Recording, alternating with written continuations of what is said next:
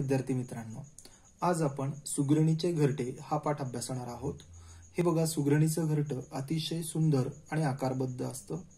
छोट्या लवचिक काड्या जमा करून ते आपलं घरटं बांधत असते आणि या ठिकाणी सुगरण पक्षी पण दिसतो आहे आणि इतर जे पक्षी आहे म्हणजे सुगरण पक्षी ते पण इथं दिसता आहेत। शाळेच्या परिसरात म्हणजे शाळेचं जे आवार असतं, अवतीभोवतीचा परिसर असतो, परिसरात असलेल्या निंबाच्या झाडावर सुगरण पक्षी घरटी बांधत होता आणि या परिसरामध्ये एक लिंबाचं झाड होतं आणि त्या लिंबाच्या झाडावरती सुगरण पक्षी आपले घरटे बांधत होता। अतुल, नैना, जॉन व सिमरन रोज तेथे थोडा वेळ थांबायचे आणि चारही मित्र त्या ठिकाणी जाऊन थांबायचे। सुगरण पक्षी कसे घरटे बांधतो याचे निरीक्षण करायचे। निरीक्षण करणे, ऑब्झर्वेशन करणे, त्या ठिकाणी ते बघत राहायचे की हा पक्षी कसा घरटे बांधतो, कशा काड्या जमा करतो, कसं तो त्याच्या कामामध्ये मग्न आहे, या सर्व गोष्टींचे ते निरीक्षण करायचे। त्यांच्या हालचाली त्याचे मन मोहून टाकायच्या, अगदी त्याच्यामध्ये ते रममाण होऊन जायचे। किती वेळही बघत राहिलं तरी आत्ताच आपण आलो असं वाटावं असं। त्यानंतर कुठे घाई नाही, गडबड नाही आणि या पक्षाचा जो स्वभाव आहे तो अतिशय शांतपणे आपलं घरटं विणत असतो। कुठे घाई गडबड अजिबात नाही, सगळे कसे नियोजनबद्ध, प्लॅनिंग। कोणतेही काम आपण प्लॅनिंग करून केलं तर त्याच्यामध्ये आपण 100% यशस्वी होतोच आणि म्हणून कोणतेही काम करण्याऐवजी आपण त्या कामाचं नियोजन करायला पाहिजे आणि म्हणून त्याचं काम कसं आहे, नियोजनबद्ध आहे असे नैना नेहमी म्हणायची। आणि नेहमी नैना जी आहे तर त्या पक्षाबद्दल म्हणायची। तिला त्याच्या कामातला सफाईदारपणा, नीटनेटकेपणा आवडायचा आणि कोणतंही काम सफाईदार असेल, नीटनेटकं असेल, म्हणजे आता आपलं अक्षरच बघा ना, आपलं अक्षर जर सुंदर असेल तर ते कोणालाही आवडतं। जॉनला तर त्याची चिकाटी म्हणजे एखाद्या कामामध्ये आपण मग्न झाल्यानंतर किंवा एखादं काम हातात घेतल्यानंतर त्याचा शेवट होईपर्यंत न सोडणे। ते काम अवघड असो किंवा कितीही कठीण असो, जोपर्यंत ते काम होत नाही त्याच्यापासून दूर जायचं नाही। तर हा त्याचा जो गुणधर्म आहे तो खूप अतुलला आवडायचा। त्याची कष्टाळू वृत्ती भावून जायची। सिमरनला वाटायचे किती मेहनती आहे हा पक्षी आणि हा पक्षी किती मेहनत करतो आपल्या सुगरणीसाठी। आणि मित्रांनो, जे घरटं बांधतो तो सुगरण पक्षी बांधतो आणि ते कुणासाठी बांधतो, सुगरण पक्षिणीसाठी। एकदा घरटं बांधलं की सुगरणी ते घरटे बघण्यासाठी येतात। त्यांना जर ते घरटं आपल्या पिल्लांसाठी योग्य वाटलं तर ती सुगरण त्या घरट्यामध्ये राहायला येते। आता हे अतिशय सुंदर घरटे तो आपल्या सुगरणीसाठी व पिल्लांसाठी बांधतो। पिल्लांसाठी एवढे सुरेख घरटे बांधतो, त्यासाठी अपार म्हणजे खूप, अमर्याद अनलिमिटेड मेहनत घेतो। खरंच खूपच जबाबदार व कुटुंबवत्सल पक्ष आहे हा। म्हणजे आपल्या ज्या काही रिस्पॉन्सिबिलिटीज आहे, जबाबदाऱ्या आहेत तर त्या आपण पाळल्या पाहिजे। कुटुंबवत्सल म्हणजे आपल्या कुटुंबासाठी, कुटुंबावर प्रेम करणारा आणि आपल्या कुटुंबासाठी अहोरात्र मेहनत करणारा असा हा पक्षी। मुले घरटे पाहत असताना गुरुजी तिथे आले। गुरुजींनी मुलांना विचारले, काय रे मुलांनो, काय पाहत आहात? मुलांनी घरट्याकडे बोट दाखवले आणि म्हणाले आणि त्यांनी सांगितलं की आम्ही हे सुगरणीचं घरटं बघत आहोत। गुरुजी, पहा ना, सुगरण पक्षाने किती छान घरटे बांधले आहे। गुरुजींनी घरट्याकडे पाहिले। ते मुलांना म्हणाले, मुलांनो, सुगरण पक्षी नीटनेटके आणि मजबूत घरटे बांधतो। मजबूत म्हणजे टिकाऊ, जास्त काळ टिकणारे, गवताच्या बारीक पण चिवट काड्या, चिवट म्हणजे न तुटणाऱ्या, न वाकवल्या तरी त्या तुटत नाही, काड्या गोळा करून, चिवट म्हणजे लवचिक, फ्लेक्झिबल, काड्या गोळा करून आणि आपल्या चोचीने सुबक म्हणजे सुंदर भारी घरटे विणतो। नक्षीदार वीण पाहूनच पक्षाला सुगरण असे म्हणतात, म्हणजे त्याचं जे त्या कामातलं स्किल आहे ते बघूनच त्याला सुगरण म्हणतात। अशी सुबक आकाराची सुरेख घरटी तो बांधत असतो। सुगरण मादी म्हणजे सुगरण पक्षी हा नर असतो आणि सुगरण मादी त्याचे निरीक्षण करते, ती बघते कसं घरटं बांधलेलं आहे। राहण्यास योग्य व मजबूत असेल अशा घरात राहणे ती पसंत करते आणि मी तुम्हाला आधी सांगितलं त्या पद्धतीनं सुगरण पक्षी घरटे बांधतो। सुगरणी त्या येतात, बघतात आणि आपल्याला योग्य घरटं आहे का बघतात। जर योग्य असेल तर त्या तिथे राहतात। निंब बाबळीच्या झाडांच्या फांदीला घरटे झोक्यासारखे टांगलेले असते. बघा, हे अगदी टोकाला बांधलेलं असतं, असं ते झोक्यासारखं टांगलेले असते. वादळातही हे घरटे शाबूत राहते. वारा असो, खूप जोराचं वादळ असो, पाऊस असो, काहीही असलं तरी त्या घरट्याला काहीही होत नाही, ते शाबूत राहते म्हणजे चांगले राहते. त्याच्या घरट्याची सर म्हणजे बरोबरी, आणि त्याच्या घरट्याची बरोबरी कोणत्याही इतर पक्षाच्या घरट्यांना येत नाही. आपण कावळ्याचं घरटं बघतो, काड्या काड्यांचं असतं, पण त्या जाड काड्या असतात, मोठ्या मोठ्या असतात. चिमणीचं घरटंही थोडंसं ओबडधोबडच असतं.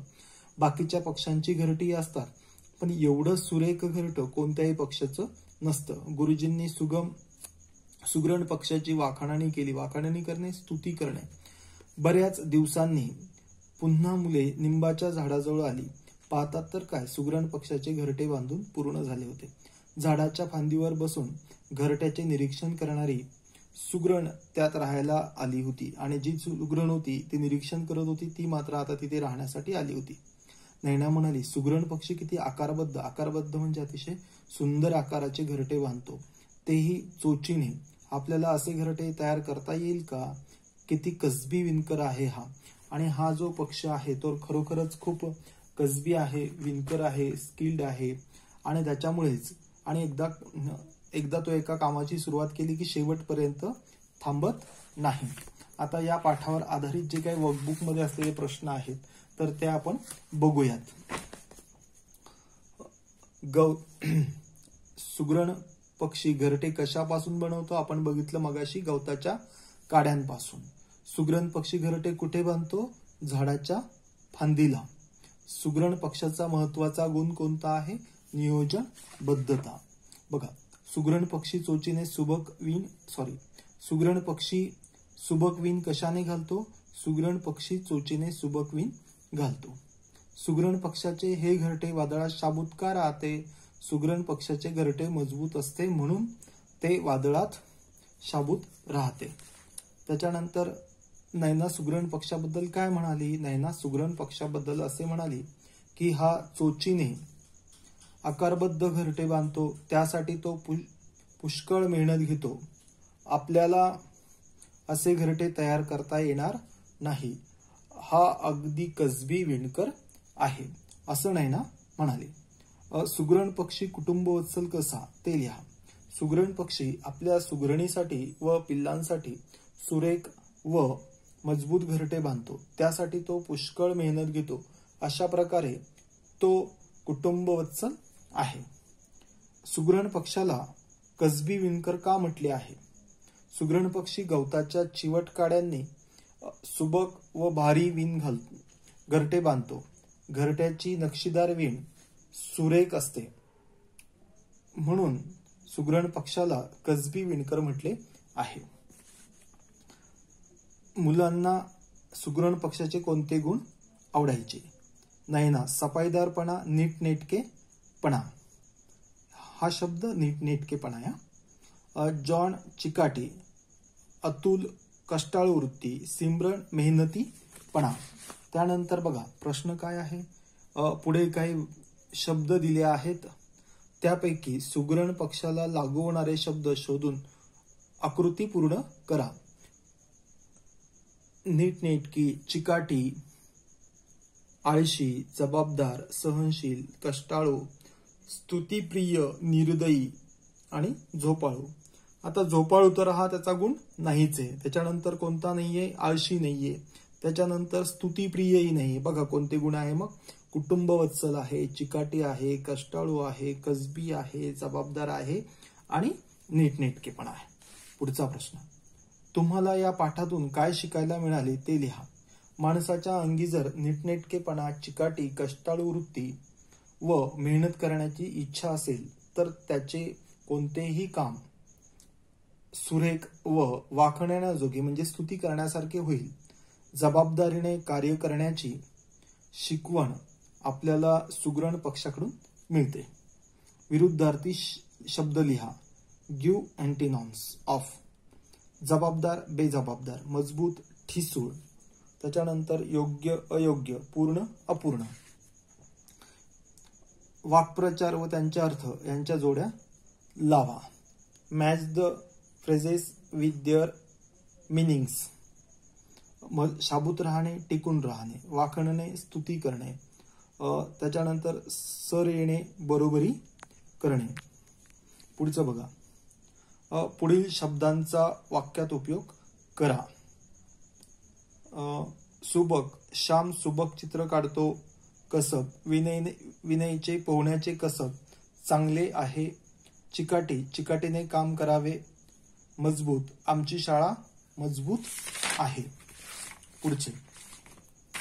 आता सर्वनाम आणि त्यांचे प्रकार आपण अभ्यासले आहेत. पुढील वाक्यांपुढे तो, ती, ते हे सर्वनाम लिहायचे. तो वाडा, ते पेन, ती इमारत, ती भाकरी, ते घर आणि तो भात. आता पुढील वाक्यातील सर्वनामे अधोरेखित करा. आता आपल्याला या ठिकाणी सर्वनामांना अंडरलाईन करायचंय. मी हे सर्वनाम आहे. मी कुमारला हाक मारली. तुला नदीवर दप्तर, तुला नवीन दप्तर आणले, तुला हे सर्वनाम आहे. त्याचा फोटो छान आहे, त्याचा हे सर्वनाम आहे. त्याच्यानंतर मी त्यांना सुविचार सांगितला, मी आणि त्यांना सर्वनाम आहे. त्याने घर झाडून घेतले, त्याने हे सर्वनाम आहे. आपण पतंग उडवूया, आपण हे सर्वनाम आहे.